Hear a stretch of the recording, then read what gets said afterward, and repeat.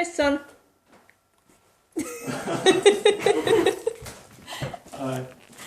What the hell is going on here?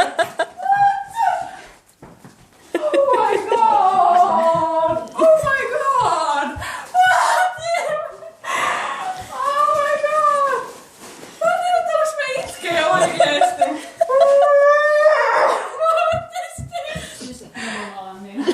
Vittua! Ei oo mitä vittua! Ei oo mitä helvettiä! Oikeesti! Anniina, älä laita Laurikaneet vielä. Niin. Eikä Sakke.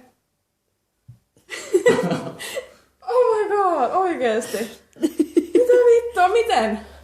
Mä kutsuin Pontuksen ennen leikkausta, että haluatko sä tulla Suomeen.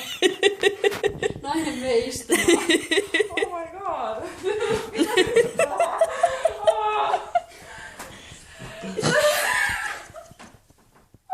Mitä helvettiä oikeesti?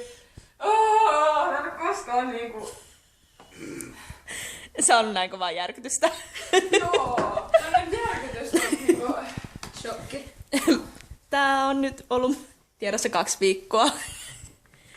2 viikkoa sitten mä kysyin, kun sille tuli tieto siitä leikkauksesta, niin mä samana päivänä kysyin, no haluatko tulla Suomeen tässä välissä? Voi herran jumala, oikeesti niinku...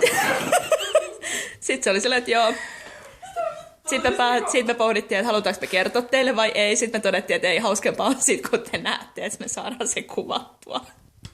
Meneekö tää jonnekin YouTubeen vai? Ehkä. Näin vei. Ei oo totta, oikeesti. Niinku... Okei, ei oo, sä näet vaan unta. Sä herät Brittilasta. Sä herät Brittilasta. Okei. Niin kuin totesin Eejallekin. Niin. Tuli eilen. Sen takia mä varasin teet tämän päivän.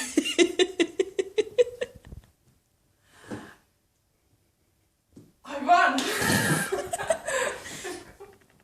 Sneaky bastard.